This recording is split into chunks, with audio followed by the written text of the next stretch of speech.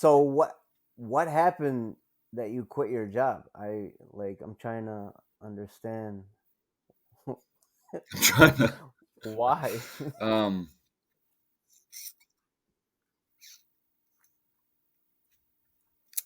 well, from day one, I was not really feeling it. I thought teaching at a school full time, would be a better gig than what I was doing teaching for Detroit public school system. I thought, you know what, let me just take a full time position. A little bit more money, a little bit more stable um,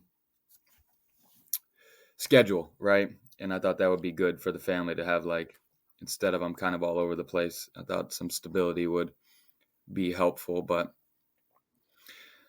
I can't work in that. I can't show up when you need me to be there. I can't follow rules anymore, man. I'm it's too late for that. I can't go back. I spent too much time in the jungles living on, my own time, doing things my own way. I can't come and punch in and play these games with people and come to meetings. I can't do that type of shit. Um, so that's so I've been wrestling with that a little bit, and it was just finally okay. I gotta pull the trigger and jump here and figure out things myself. I'd rather do DoorDash and make my own schedule and drive Uber than have to go in at this time every morning and leave and go to meetings and send emails about a job that I don't care, especially that I was teaching, I was helping kids out, in some degree, but it's just not what I'm meant to do. So I had to Right. bounce. I I didn't even put my 2 weeks in. I texted my supervisor and told her, yeah, I won't be back tomorrow. so like um, you being a teacher, like there's a schedule that you're supposed to follow, and like there's plans for like months ahead and stuff like that, right? And so yeah, and I get to make the lesson plans and stuff, but so it was largely like up to me on how we did it, but I just couldn't do it anymore, especially the age group that I was teaching, sixth, seventh, and eighth grade. And it's like I'm not gonna wrestle with kids to teach. You know what I mean? I'm not gonna like if you don't want to be here, just leave. I can't. I need to. I'm not a teacher. I'm a guide and a coach for young men, older men who women, whatever, who want to change and be here. But as far as teaching children, man, that's not.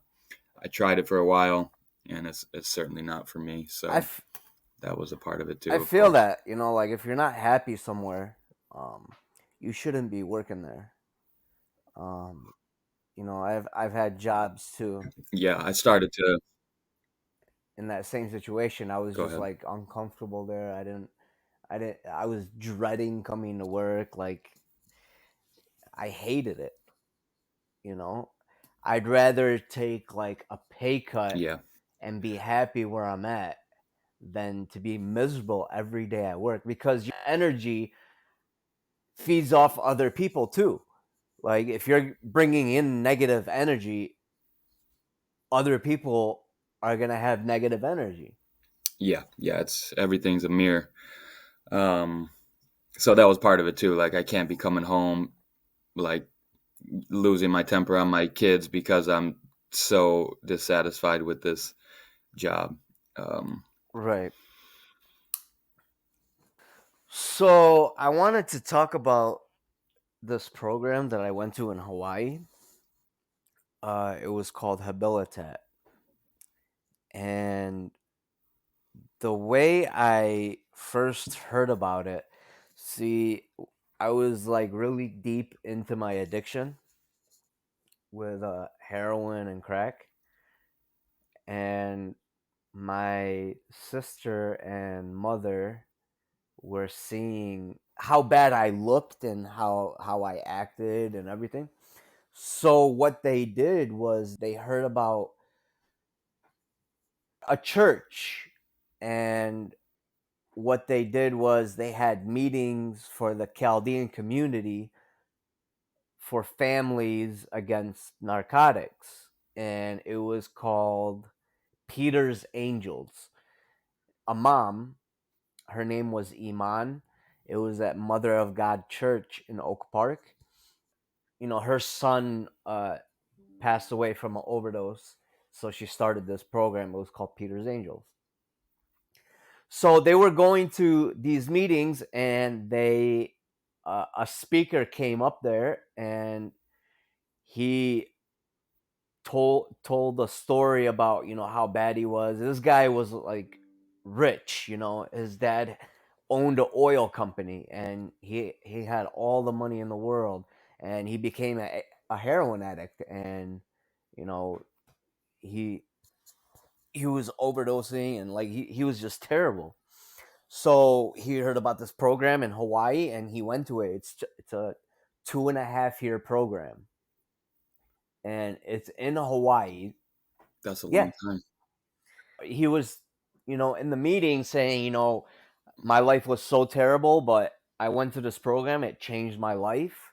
I did the whole 2.5 years, and I came back a new person. My mom would and my sister would try to convince me, to go to Hawaii. I didn't want to at first, and then after they kept bugging me to go, I finally, you know, just to shut them up, I'll go to Hawaii and do this program. Yeah. So I was like, let me make the best of it. I'm going to Hawaii. I'm going to meet all these girls, and I'll quit over there, like I'll be free of addiction over there. My feet are going to be in the sand, I'm going to be Mhm. chilling in Hawaii. Mhm. Little did I know that this program will break you down and build you back up. And I was not ready for that. Because I've been to rehabs over here, and you have a lot of freedom in these treatment centers over here. So I thought it was going to be like that. But this program is very military structured. Yeah. And it, so let me start off my first day there. So I fly out there. My plane finally lands, and there's two guys there waiting for me. So we drive to Kaneohe. That's a village in Hawaii, and we pull up to this. It's a big facility. So as soon as I get there, they said I had to shave my head. So they shaved my head, and I had to take a shower, and they were watching me while I shower, and it was pretty uncomfortable. They did that on purpose, so they wanted to make sure that I didn't smuggle anything. So they sit me on a wooden foldable chair in front of the front desk, and they just sit me there, and I'm just to get a feel of how this program runs. I can't talk to anybody. I'm just watching, and I'm just sitting down the whole day. So I'm watching all these people go up to the a front desk, and they're all forming a line, and they all take turns, and they're asking permission for everything, Mhm. even to go to the bathroom or to do anything. And sometimes they say no, the front desk. And there's a certain respect that they have for the front desk, because that's the main thing. And like they're the authority. You know what I mean? So there's about like 80 to 100 people residents over there. So I am sitting there waiting, And a guy comes up to me and then he's like, in order for you to eat, you have to clean the bathroom. And that's one of the concepts that they have. It's called no free lunch. I'll tell you about that too. So this bathroom was so clean, it's been cleaned so many times that you can literally eat off the floor. That's how many times it's been cleaned. And it's not necessarily that this bathroom had to be cleaned. It's just getting getting into your thoughts and, get paying attention to directions and, the concept of you have to work for your food. So I eat and then they take me to, after a while, I've been there like the whole day. So then after a while, they take me to the back office and they made me feel like shit. Like that was my first game. They have this thing called games. I'll explain it later, but they cursed at me. They told me how much of a shitty person I am, and they were just downgrading me like the whole time. And they're like, it's okay, you could change your life here if you're really serious, but it's all up to you if you really want to change. So they said, imagine you're in the middle of the ocean and you have and you're drowning basically, and you have to scream for help. Imagine you're there right now and you have to scream for help. So that's what I did right in front of them. I had to repeatedly scream help, uh, repeatedly. And I screamed help so loud that the room was shaking. And, so they're like, okay, great. They gave me a hug and then they brought in Hold on real quick someone. before you move on. Did you So I've done a lot of, different types of practices and work, so I understand what they're trying to do with it. Did you feel the emotion of that they were trying to invoke in you with that help, or was it more of an act, or was it more of trying to just appease them, or did you start to how would you explain the feeling? Honestly, I was in that situation where I can't get out of this. I have to do what it takes to go with the program. You know, I didn't want to, but I felt I had no choice but to go with the program. You know what I mean? Yeah. So the answer really is you weren't ready to repent yet. Let's use some Christian words. And so, right, you didn't fall down weeping and be like, I do need help, right? You just kind of were just going along with it more than Yeah, anything. because I'm so far away from home, I can't get out, and I'm in it.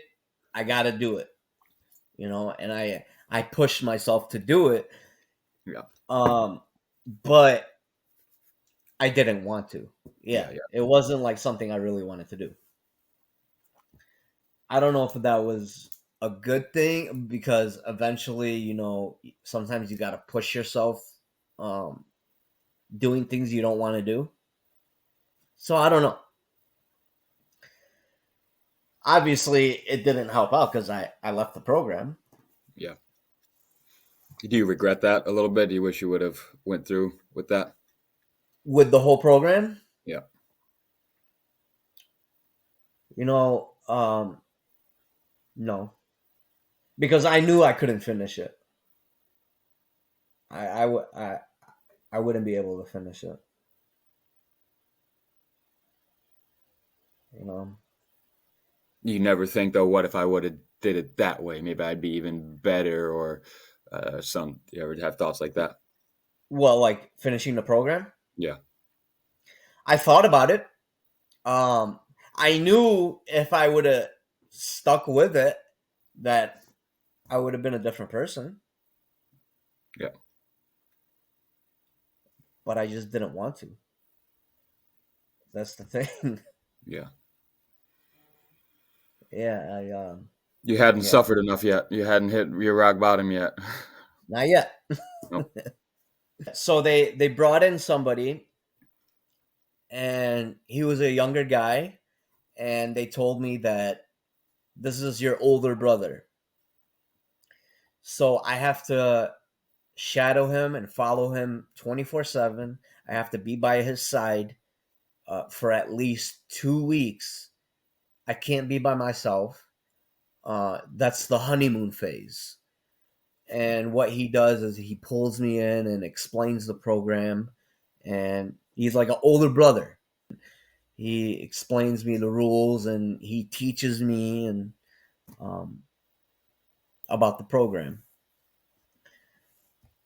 And after that, I ended up becoming an older brother, and then they have 9 basic concepts that I wanted to talk to you about. And the first one, it's spelled out has in you, HASINNYYY.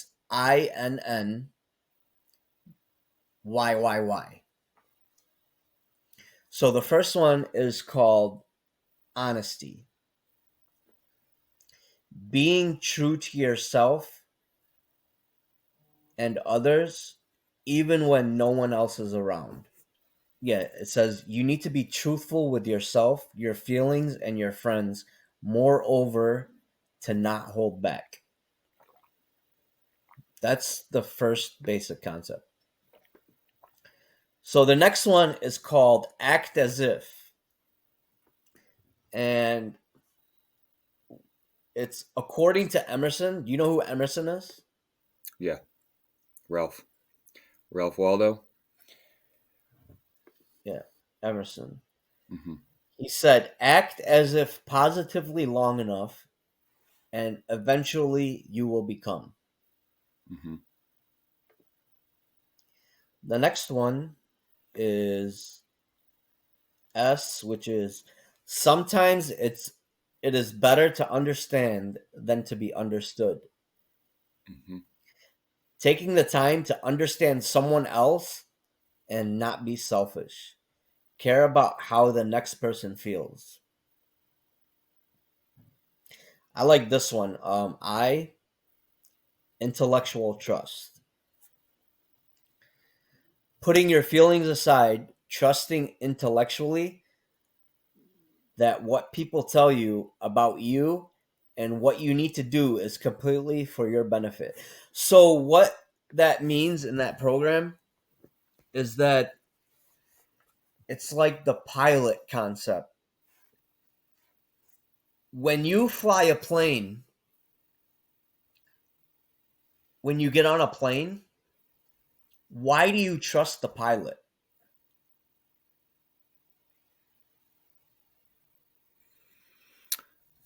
You're asking me why? Well, Yeah.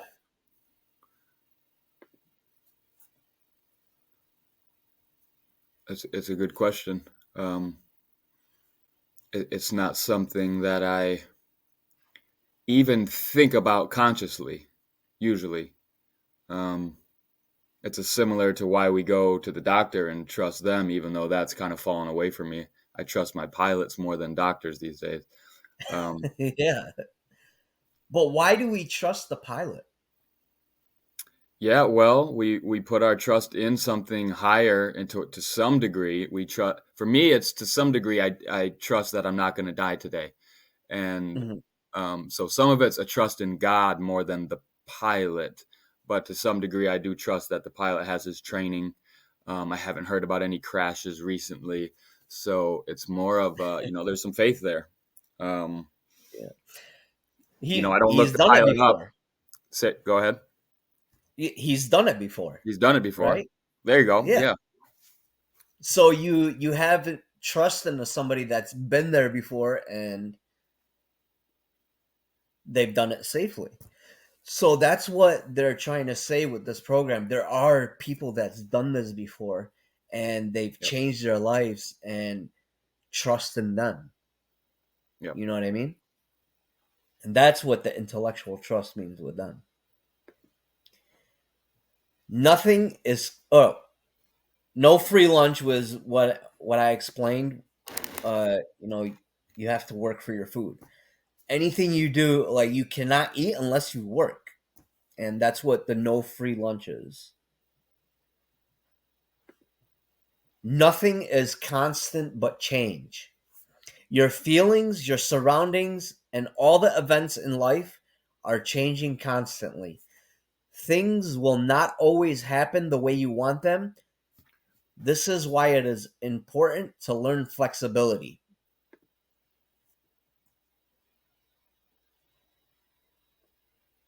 Yeah, I think that's,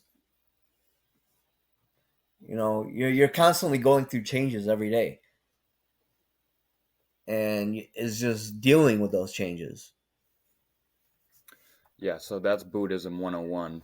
I believe the term in Sanskrit is anicca, which is the only thing that is constant is change. Or in the law of impermanence, actually, is what it is.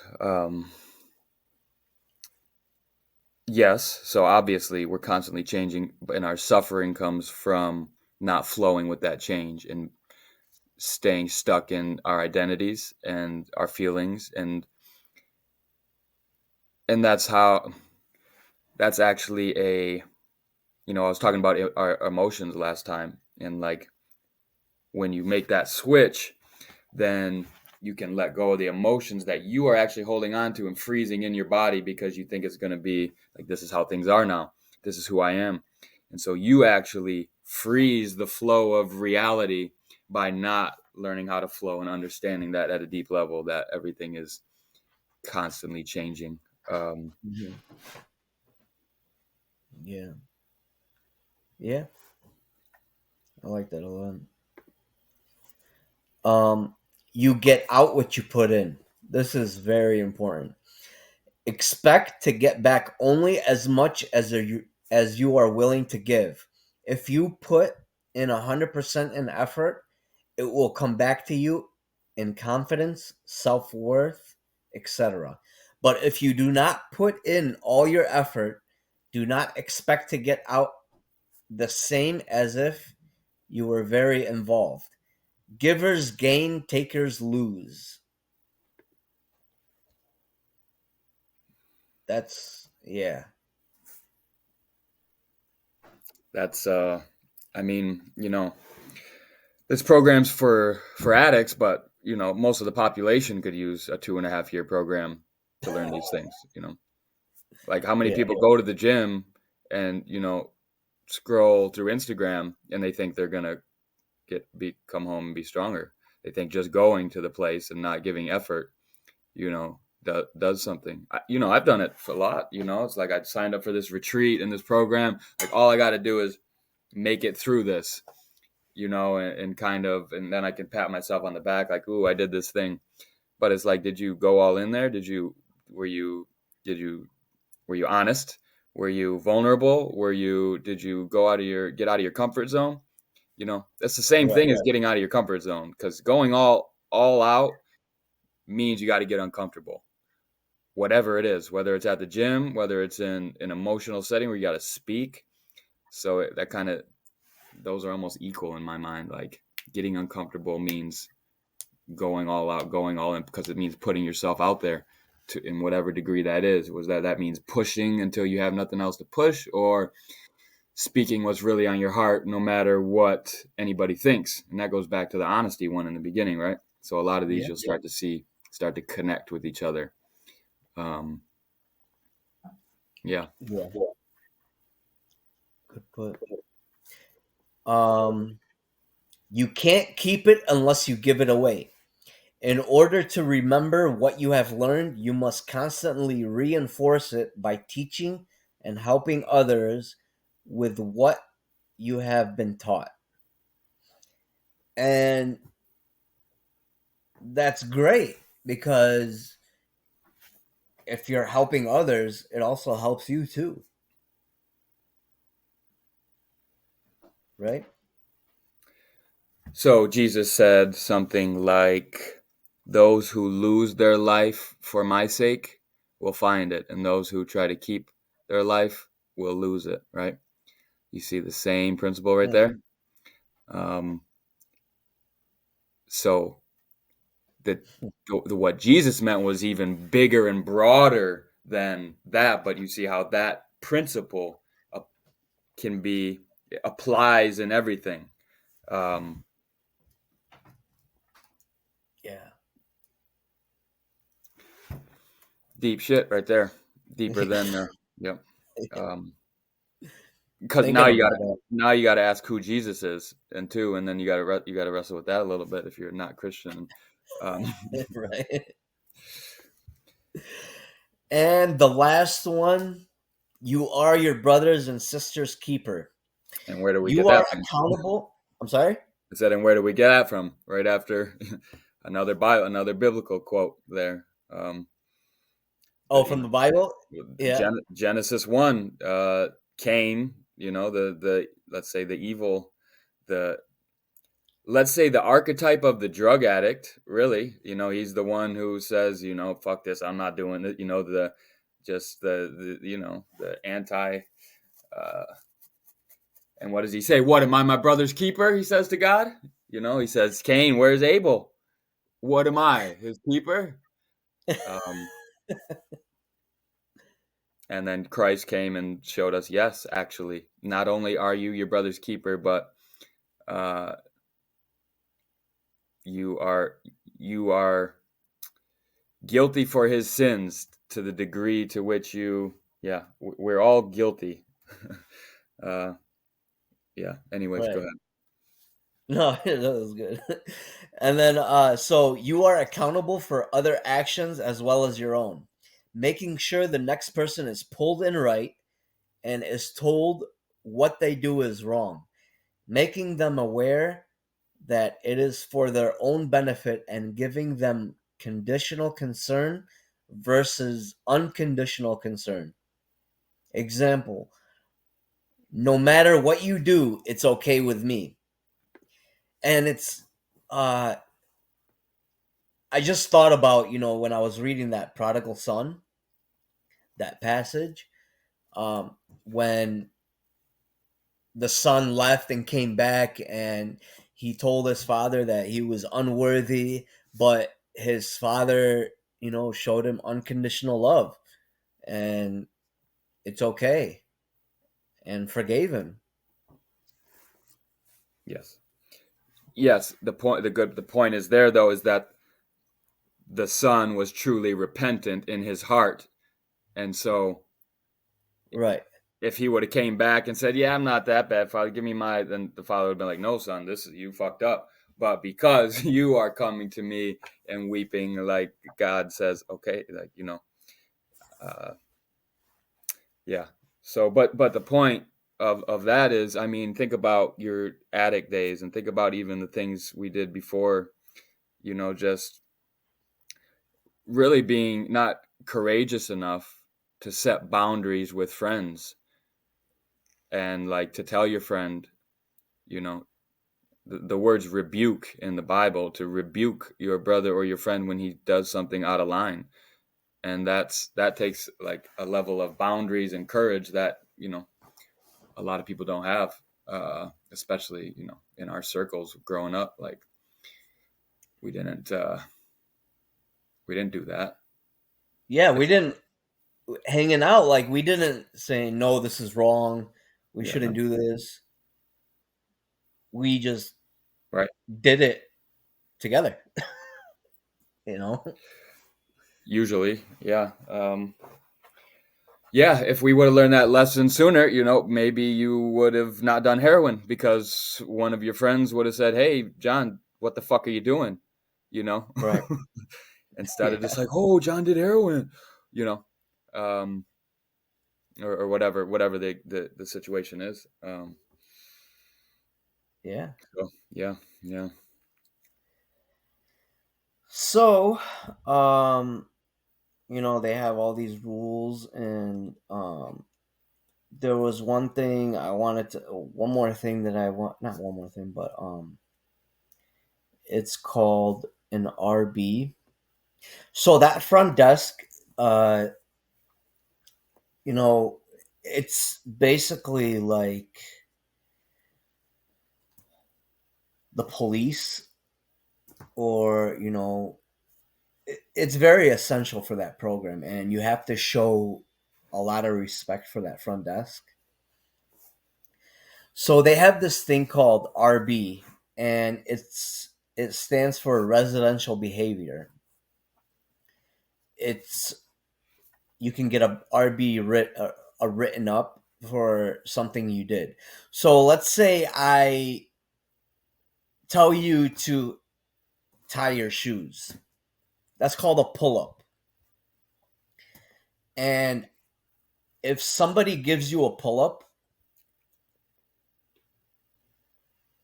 you cannot talk back. You cannot give an attitude. If you do not say, other than, okay, so if you don't like the way he said it, or you don't want to follow through it, you can't say anything other than you got it. You got it. And so an RB is like, let's say I talk back. I get written up an RB. And sometimes, RBs can be good. Uh, this guy did a good job. And you throwing flowers on somebody. RBs can be good. But RBs are an essential tool to the program. It lets you aware of other people's behavior. So they have this thing called dishpan.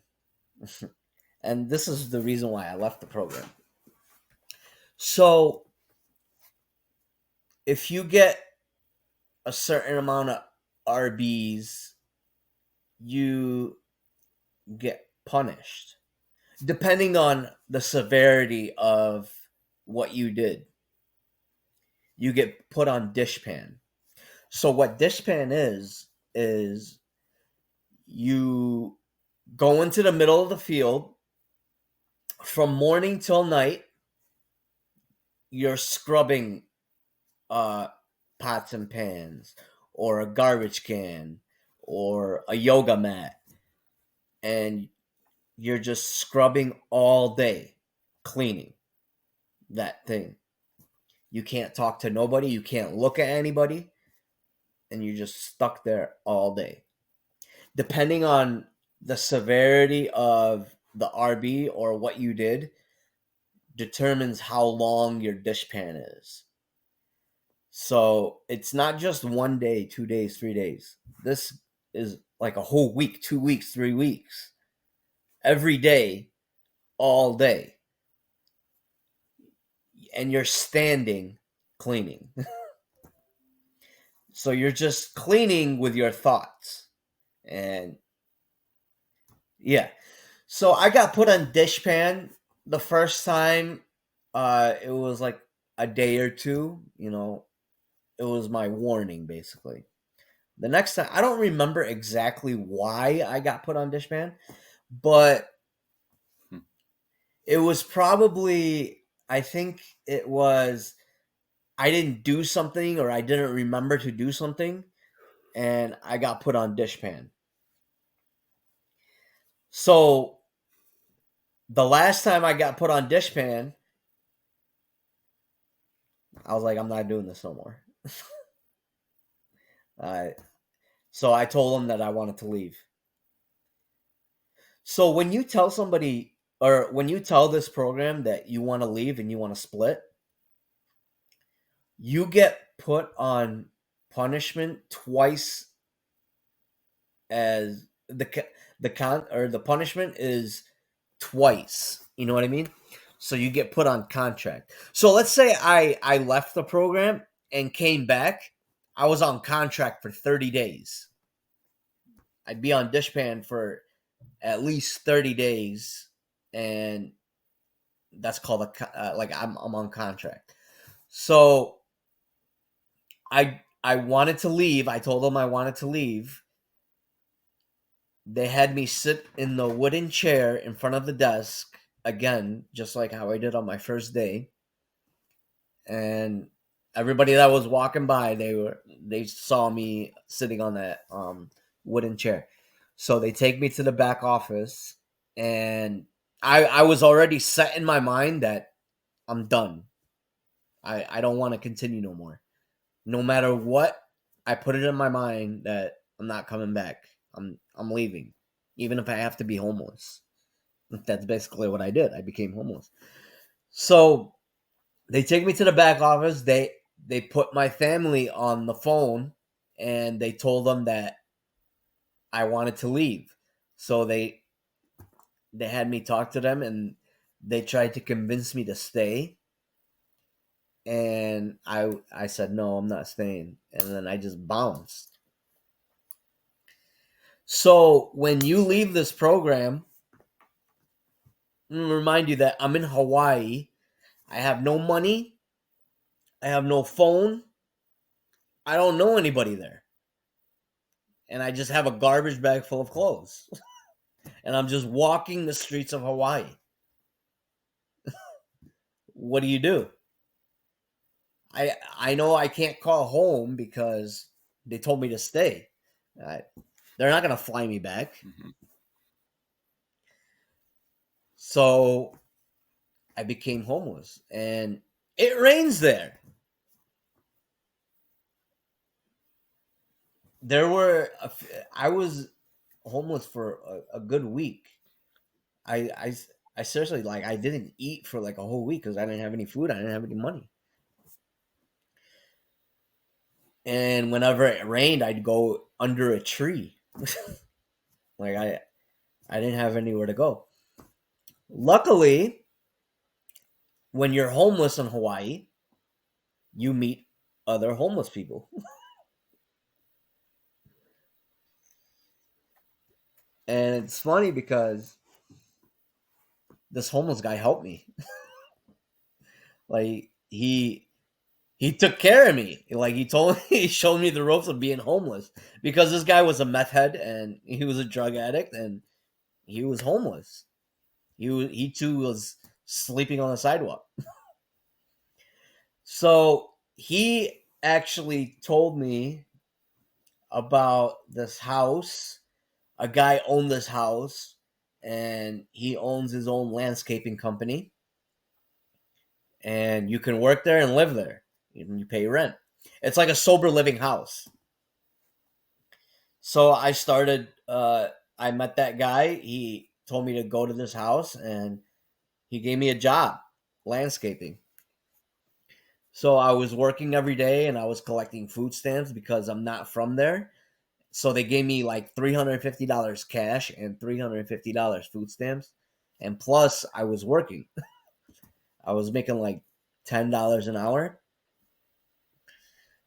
and yeah, as soon as I saved enough money, I was able to fly home, and I as soon as I get home, hey mom, I'm home.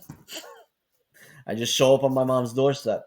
So it was just, it's not something that she expected, and it's not something she wanted because she thought I was still there.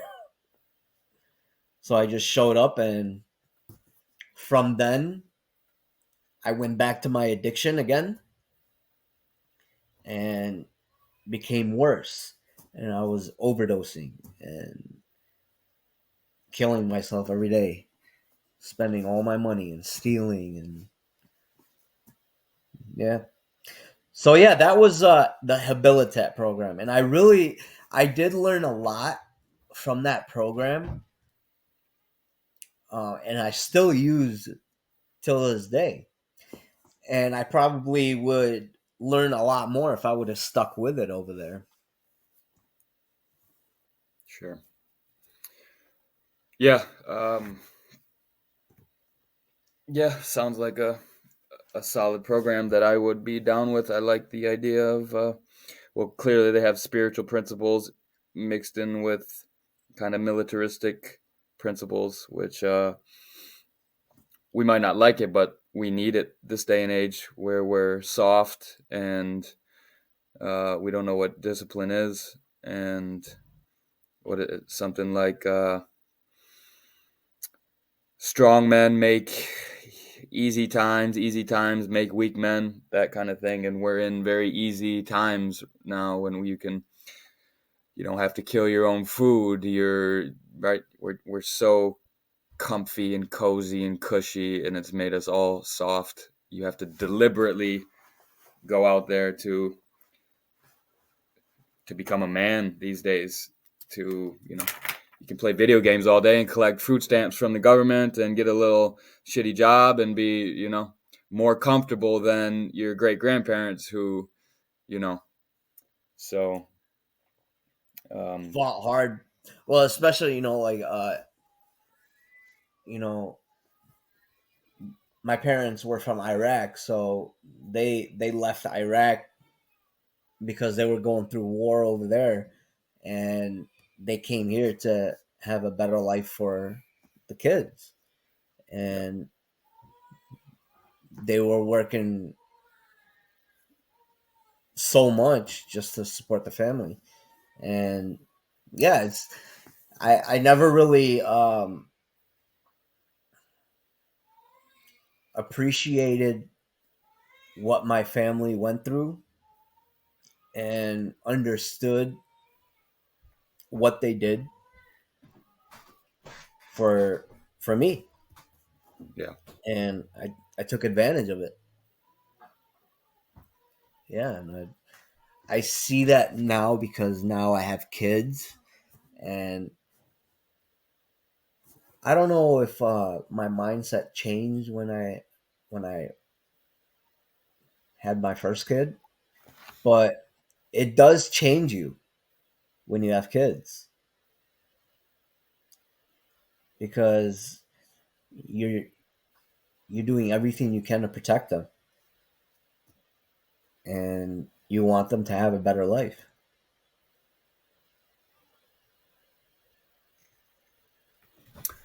Yep, it's not about you anymore. That's a big switch. I'm still getting used to it myself, that's for sure. Um,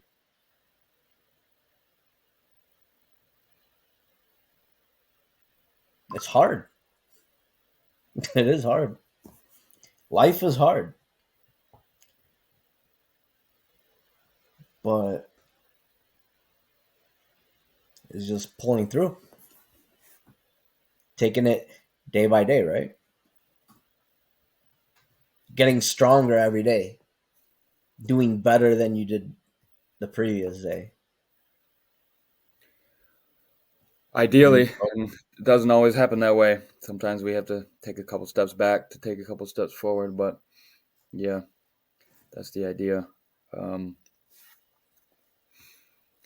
yeah, well, I wonder how that program's still doing over there. I'm sure it's still they're going still on. running. Yeah. Yeah. Why would you think about going there? Yeah.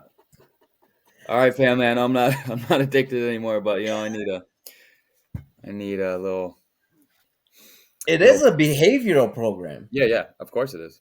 Um, Yeah. like I said, and I mean, they even if you're not provide, yeah, because there are people there. They fly from like different places. There's a lot of them that are Hawaiian. Um, there are people that are facing like prison sentences over there, and they get out of prison to go to right. this program. Um, Yeah. So it's a serious program for sure. 2.5 years. That's Yeah, I had to make deals like that. Like, you either go to rehab or go to jail, right? So I'm sure, and mine was a lot less. You know what I mean? Like I went to rehab for 2 weeks instead of going to jail for like a month or whatever it was. Um, Do you think so why do these treatment centers, I don't want to say fail. Is it because of the long term? They have to be long term? yeah, I mean, it takes a long time to change, and it's like to really, really change too. Like, like I still am wrestling with, caffeine addiction here and there, and different, and it's like if that's why often it's better to hit rock bottom, really, really hit rock bottom, like all the way. And then instead of like kind of addicted, but I'm okay. And then most people go through that their whole life. Like they're functionally addicts, you know what I mean?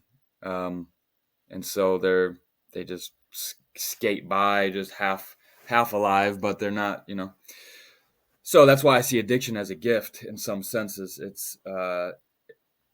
It'll either kill you or bring you to God, and either kill you or make you, stronger and really appreciate life. And going through that darkness is a gift in the end. Just like trauma, these are like creative ways for your soul to grow and for you to become more than you are. Addiction, trauma, these, the greatest people we know went through real shit to get, it's like you don't know anybody heroic who didn't face a big dragon. What's a bigger dragon than addiction? So as far as the programs, yeah, I mean, you need a long time to change, especially because the addiction is just the surface level. Underneath that is the trauma, the emotions. Underneath that, the lack of discipline, all these things.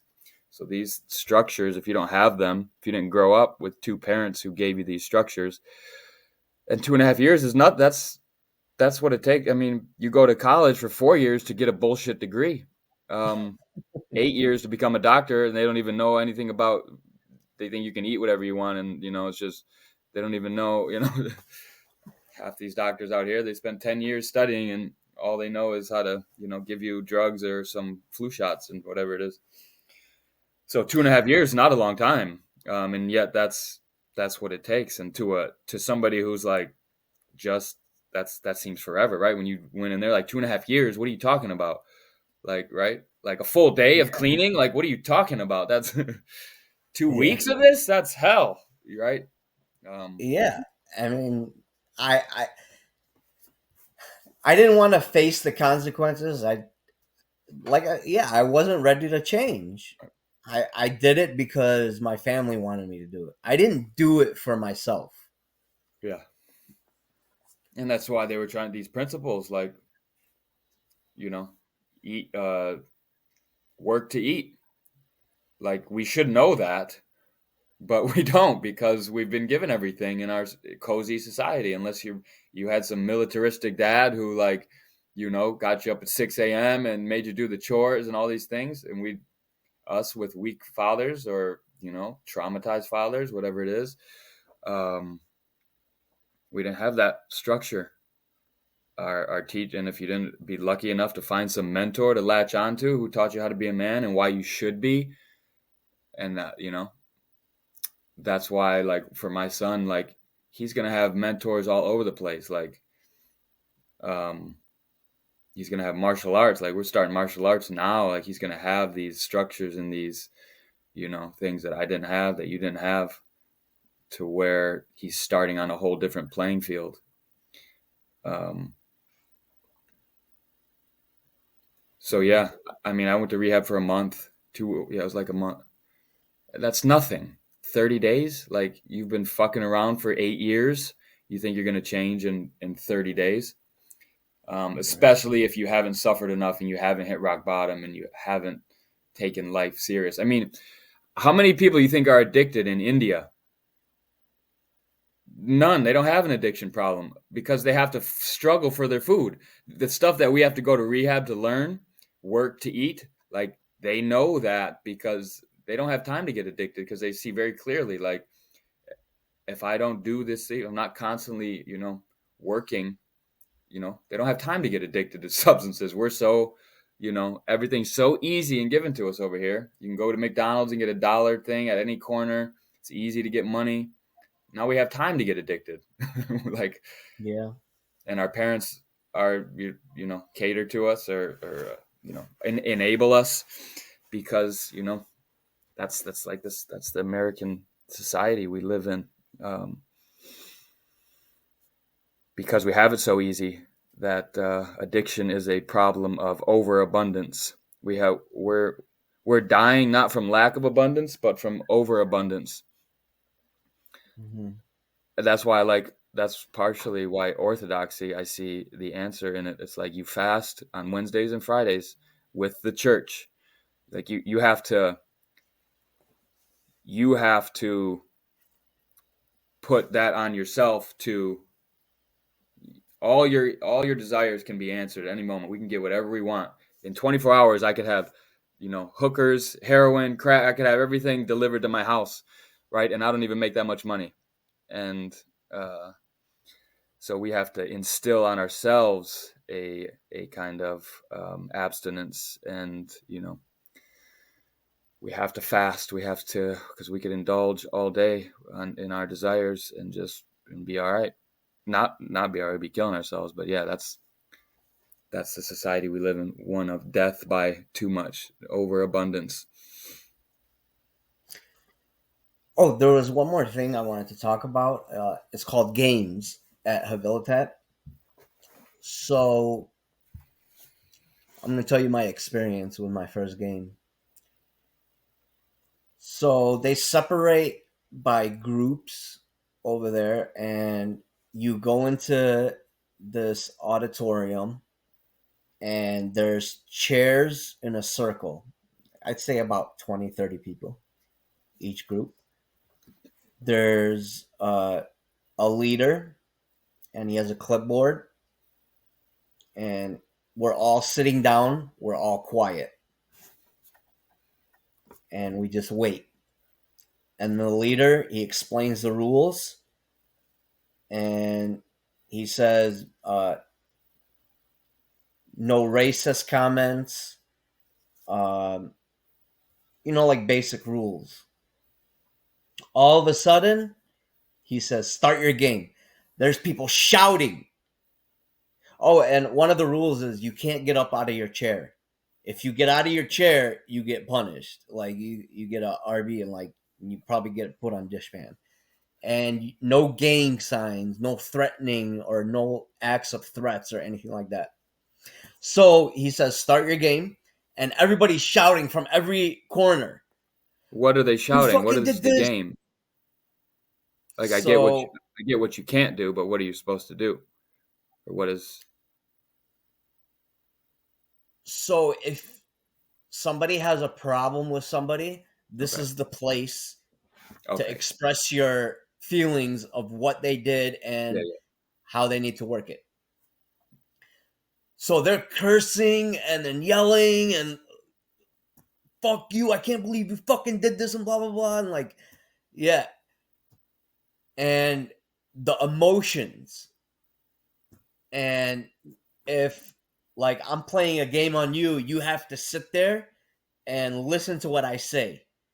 And then after you're done speaking, another person chimes in, talks about that person, and then the game goes on, goes around the room, and it's like about an hour. And now, that I think that's important because it's expressing your feelings and telling people their shortcomings and how they really feel and what they need to work on. You know, it was pretty extreme because you're yelling at them and you're cursing at them, but that's an essential tool, and it's very important that happens. And after that game, you have to follow up with them and talk to them and see what they need to work on and stuff like that. But yeah, I remember this one time, this guy was like, he was a gang member. He had tattoos on his face, and this guy was like 6'10", 7 feet tall, huge guy. This guy, he was huge, and I was playing a game on him, and I was yelling at him, and I made him cry. This big ass guy, gang member, like he was in prison, and this guy finished this program before. That's what's crazy to me, is because there are people that finished this 2.5 year program and they graduated and they came back. And this guy came back, and I lit him up, and I feel bad because I saw him and he was crying in his bed, and it was weird to see. That's a good learning experience for you. It says a few things to me. One, it's interesting that they call it games. Um, like I Yeah. see what the, that's that. You Yeah, see the that's logic behind it? yeah, for sure. Well, one, you're especially in a place like that where there's so much um, control, so much structure that everybody's pent up, and so you have to have this release valve, or Yes. somebody's going to kill it. Or people are going to. So Murder you each need, other. yeah, you need that release valve. Um, we all need that release valve. That's why we can't be too, like, I've done this a million times. It's like, all right, I'm gonna, this is my last time, so I'm gonna, I go get 20 grams of kratom and take it all right and do everything, and then because I'm gonna fast the whole next week, and then Right. it's like 2 days later, you're worse because you think you can. It's like, no, we have to find balance, but we also have to be real with ourselves and be like, okay, I can't just, part of my wanting to fast all the time is trying to just actually speed up the suffering and just get through it and get done with it. And so it's actually me trying to do it, get a shortcut. And it doesn't Yeah. work like that. We only have so much willpower, and then we have to give ourselves, like, you have to be realistic where you are. Like, if you're not ready to give up sugar yet, if you're going to keep binging and then fasting, binging and fasting, no, just go slow, have a little bit, right? So it's also a little, it's partially that we need that release valve. That's what carnivals are supposed to be. Like you're good all you're good for a while, and then at the carnival everybody gets wild and you see all the crazy shit and everybody takes flips out and does all the crazy stuff, right? Yeah. Like that's what a carnival is supposed to be for. It's like at the end of the year, you go to Mardi Gras or whatever it is and go crazy. In our society, it's like every weekend, we do that. But that's what weekends are for too. That's why people are, I can't wait for the weekend because I get to take the structures off and do whatever Release, yeah. and release. So we need that. Hopefully you get to a point where like you can do that in a healthy way during the day. That's what exercise is for. That's why um, Yeah. most people don't have that. They just have their job and then wine at the end at best. So I like that. Also, the other person can't react, so you're also learning how to Control um, yourself. control your emotions, control yourself, not take things personal, um, not react, all these things. So yeah, that's good. That's something I can use in my retreats too. So there's a few things here it's giving me ideas to do. We did something similar at a retreat, but it was we wrote down what the worst thing that people say about us. Like, think about your girlfriend or your mom. Like, what are the worst things that people say about you? And we wrote all those down, and then we were like, be honest with you, like, which ones of those is true? And then we taped them on our forehead and our chest, like now where on your body does this, right? So I put like narcissist here, selfish here, and Yeah. then we would stand up and yell it out, all the shitty things that people said about us, or all the things that people would say about us. And after we did that, and then we just kept it on all day. After we did that, everybody was so relaxed with each other. It's like we got all of the Mhm. shit out, that all of our shadow stuff, all the things that we don't like about ourselves or whatever. And then we were just like all friends in one day because everybody took off the masks, and it's like, okay, yeah, we're all, whatever it is. And it opened up humor, so we were laughing with each other and all these things. So it's kind of related, not a little different, but similar thing of getting the shit out and bringing it out into the open too. Um, Yeah. and as Honestly, far as go ahead. okay. Yeah, I really like the program. No, I cut you off. Go ahead. What were you saying? Well, as far as that guy, we were just talking about the length of the program, and you talk about this guy who went to prison, did the program, and came back, right? Yeah. So one that shows like he clearly got value on it, but he also saw he needed more because he probably was doing what he was doing for 10, 20 years. Like, so a good 5 years of structure, is what he needed. But also you said he was crying, right? So he that shows a level of healing that I bet you he wasn't crying in the first program very much, but now on his second round, now he's open and soft enough to actually care what other people think about him, and to so like that's healing. You see somebody crying, like, just the ability to cry itself takes probably people a long time to even get to that level of humility, that level of softness.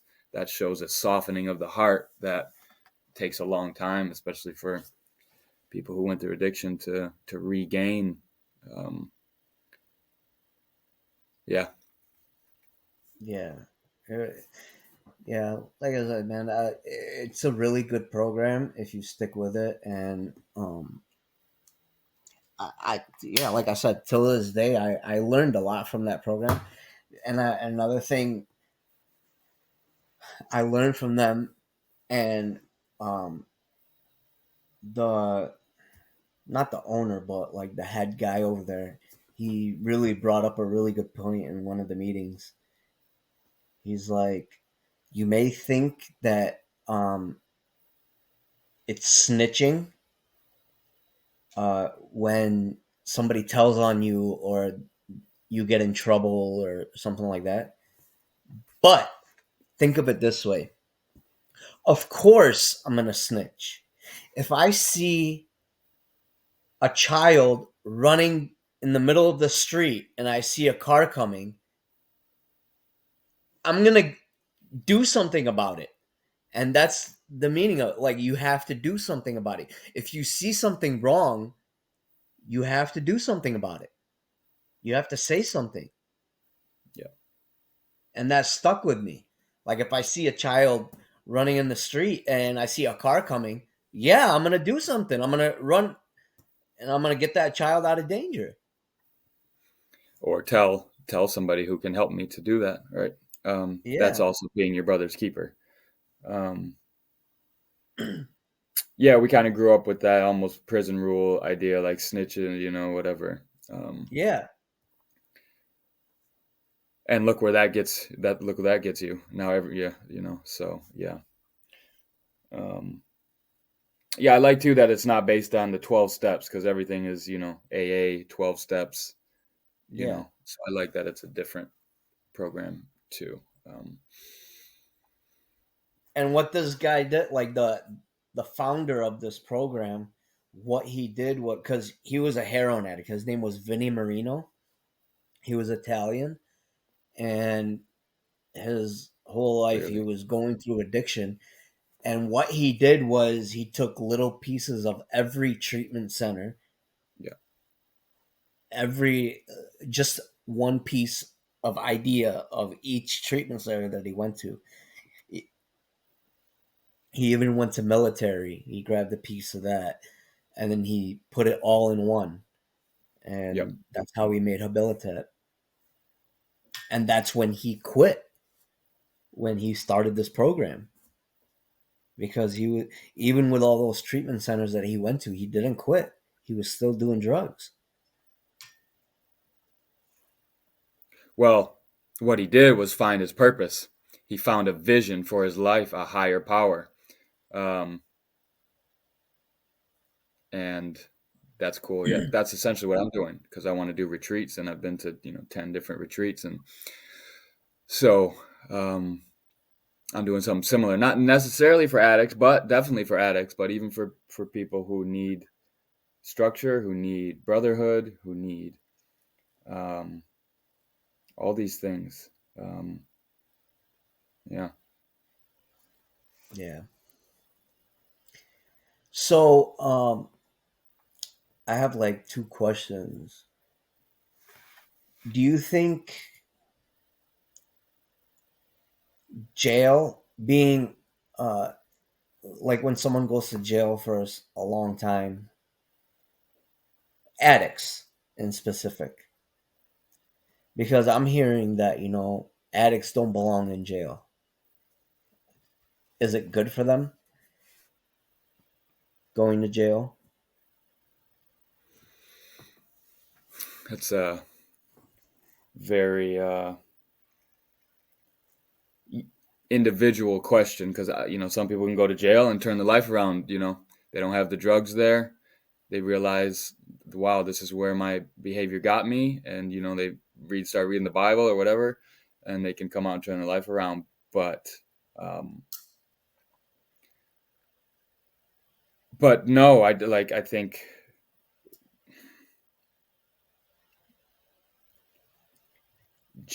it depends on what the drug addict did. If they break the law, the thing is, we can go to drug law. Like we could go here and start talking about the law, the drug laws, and um, should certain drugs be illegal? Should they be illegal at all? Should they be, my friend works in Belgium, and he works at a place where people come to get their clean heroin injections. Um, Yeah. They have it in Canada. yeah, so that's what he does. Like they close at a certain time. Like they'll have the guys coming in to get their, but they're able to keep a job and they get their drugs safely and they get the proper amount and they live as drug addicts and they don't want to quit or they're at a point where they're too old to quit. It's just, and yet they're not a danger to society because this is where they get the drugs from. That's an Right. They're not interesting, stealing or right, killing. right. They come and get their free, clean heroin, and that's like so alien to our society, even though in Portland, a couple states, I think it might be just Portland, all drugs. Do you know that all drugs are legal in Oregon? I didn't know that. No. All drugs are legal in Oregon. So you can go to, United States. and yeah, in Oregon, all drugs are decriminalized. If not, I don't know if they're all legal or all decriminalized, but they're one of them. So you can go and do heroin in front of a cop, and in the United States right now. And I don't know if it's working very well for them. I don't Really? know if crime, like I know when Colorado legalized marijuana, like the economy got better, and you know it seemed to be good for people overall. So I would say I think marijuana should be legal. Um, I don't, heroin is a different thing. It's a destructive, very addictive substance. Um, yeah, as far as jail and things, I mean, ideally, no, you should get help first. Like, you know, but if you're at a certain point where you're dangerous to other people or yourself, then you might need a wake up call like jail to, you know, but ideally, we would have different facilities for people on drugs um, that are more like a Habilitat. Like if that was a thing, you know. I mean, we do. We have rehab centers. You can go to rehab instead of jail. Yeah, they have like hope not handcuffs over here. Like if you were to go to Warren City Jail and you tell them hope not handcuffs, they will call a bus for you to take you to a treatment center. And you know they're trying to, especially like opiate addiction and this epidemic. They're trying to separate jail and treatment with that. Yeah, So yeah, they provide you the treatment center instead of going to jail. yeah, that's definitely ideal. Yeah. But again, most of them fail because of the time it takes to get sober, and the lack of resources and the lack of relationship. Because like often people will get healthy because they built a relationship with somebody who they respect, and partially they don't want to let them down, partially just having that support, that feeling of connection will help keep you sober, and somebody you can be honest with, somebody who these things. So a lot of it's relationship, and so if you don't have people who are willing to have the time and the emotional capacity to build a relationship with somebody, which takes a lot, like you can't have a relationship with 20 drug addicts and like live a normal life. You know what I mean? So you're going to give them Suboxone or whatever it is and send them on their way and give them a couple words of encouragement maybe. But so, yeah, it's partially a resource issue, I think, and a people resource issue. I don't know. I don't know exactly, but yeah. Yeah, I think long term treatment is the way to go. Not just like 2 weeks or a month. I think it has to be longer because even when I was in drug court, I had a chance. I was staying at the 3/4 house. I had a chance to go back to my mom, but I didn't feel I was ready. So I stayed an extra month at the 3/4 house because I felt that I needed it and I wasn't ready. And that's, that shows a level of, well, self awareness and like honesty with yourself, and then the really wanting to, you know, a kind of determination to get sober. So, I would say partially that's due to the fact that you had a good support, at least to some degree. I know your dad wasn't the best role model for you and things, but like for people who have like no parent to look to, no brother or sister there counting on them, nobody, it's a lot harder for them to, I think Jordan Peterson said something like, for somebody who doesn't even have one role model growing up, or one person in their life that gave them any love, support, encouragement, very hard for that person to turn their life around. Right. um, and so that's a problem too. It's like you grow up in a place where your mom and dad are drug addicts, or you've been sexually abused, things like that. Like that's a hard one to get out of. uh, yeah. You have to really want it too. I think that's that's a big part of it. You have to really like I said, you get out what you put in. If you give it 100%, you'll get 100%.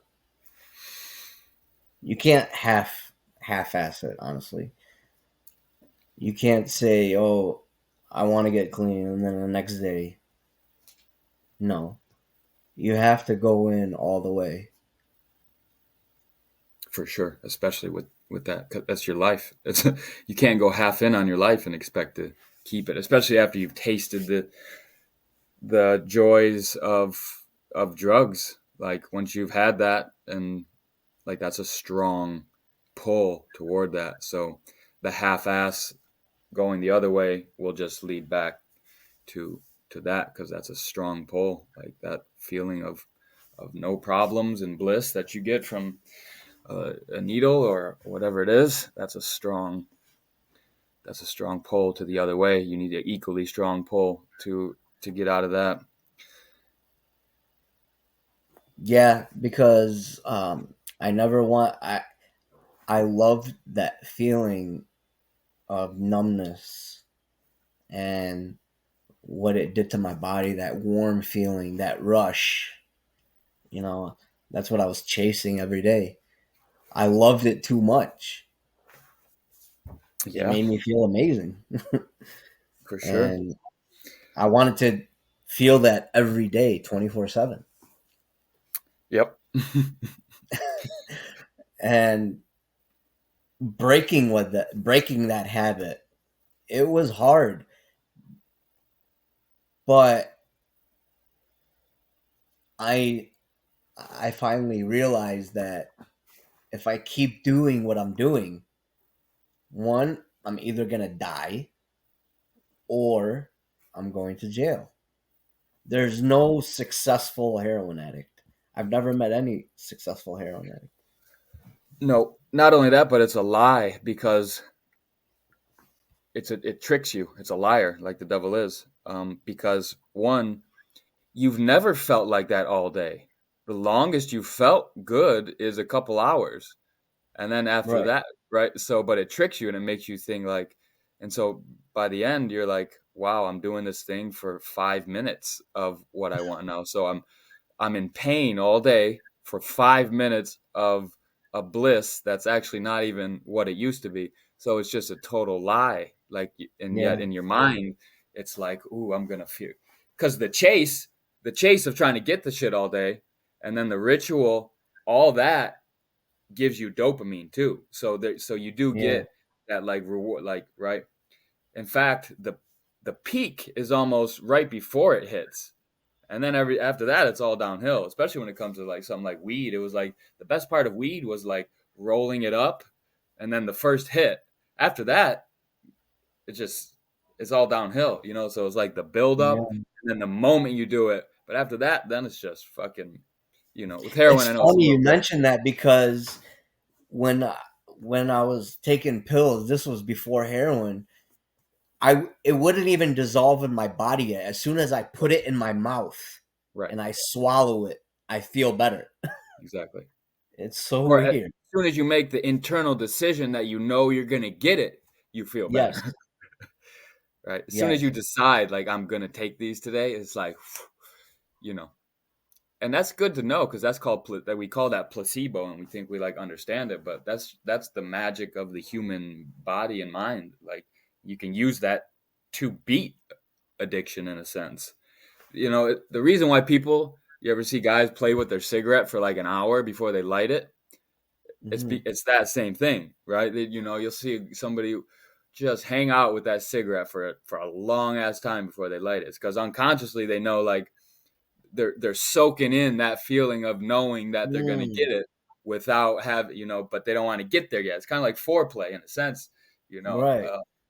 And you get a dopamine hit from that, from knowing from that you're going to do something. I mean, planning a vacation's way better than the vacation. Vacations suck. They always disappoint, but planning that shit, amazing. Right? Yeah. Well, So, that's an hour and 14. yeah, it was a good episode. So yeah, good conversation. What do you think? Well, yeah, you mentioned about like that program. I wanted to like specifically talk about that Habilitat program because it did change me in a way, even though I didn't finish it.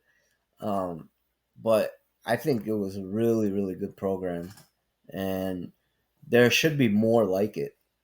Honestly, well, I'm glad you brought it up. At first, I wasn't so interested in talking about it, and then now I was like, oh, you know what? Um, I'm this is what I want to do. Mainly is what I want to do is retreats. So not necessarily 2.5 year programs, but week long weekend retreats, for people who are struggling with addiction, but even more so just life in general. They feel like they can do more with their lives. They're struggling with depression or anxiety, or they're stuck in a job they hate, or the relationship they hate, or they can't get a relationship. All these things, um, is what I want to focus on. And so I like a couple things that you mentioned from Habilitat. I'm going to do a little research on them. Um, as I put my own retreat together, we have a house up north that is going to be done pretty soon, and that's going to be the retreat house. That'll sleep like 10, 12, 15 guys, and I want to train other guys, facilitators to help me run the retreat and do these exercises. So you can bring some of your experience, and you can think about that. I want to have a guy who specializes in this this, and then I want to have 4 to 8 retreats a year, whether they're weekend retreats or week-long retreats, um, where we do certain exercises. And so yeah, I'm constantly learning and looking for ideas to bring to help men, to particularly men. It'll mostly be men's retreats, to help them become better in general. So, yeah, so I like a couple of those things. what I like about it is it's very raw and honest, and where 12 steps is like kind of tamed and kind of this ideology that everybody the guys that do that think that it's the only way, and it's, you know, I know some 12 step guys that, it's impressive and things like that, but it's not the only way. That's for sure. I mean, um, but you can take these principles and expand on them and do them your own way. You know what I mean? Like Yeah. there's these universal principles that exist that, like honesty and all these things that you can work in your own kind of way. And so yeah. Yeah. Oh, and another thing, you weren't allowed to talk to any of the girls there. They were walking around, but you can't even look at them. Hmm. If you look at them in a certain way, you get in trouble. Yeah. Yeah. So like there was like a ban of, the girls can't talk to the guys can't talk to the girls. It was that strict. Yeah. Yeah. I get it. Um, yeah, that's cool. I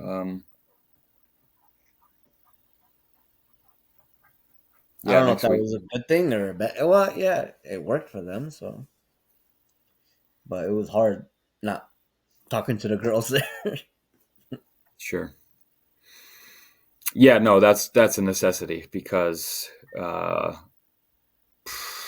especially two addicts, like, how many people would run off with some girl and Oh go yeah, and be, you know what I'm saying, go and be doing meth a week later on the beaches of Hawaii, because, yeah, no, even just retreats that I've been to, they're like, don't hook up with anybody here, like, you're at a yeah, retreat, emotions are high, you know don't do anything crazy once you leave this retreat, like go and quit your job or do anything, like wait like 2 weeks for your emotions to settle down, before you make any big decisions.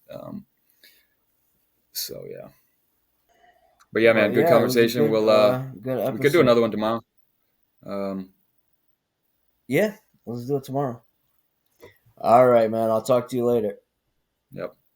All right, Peace. peace.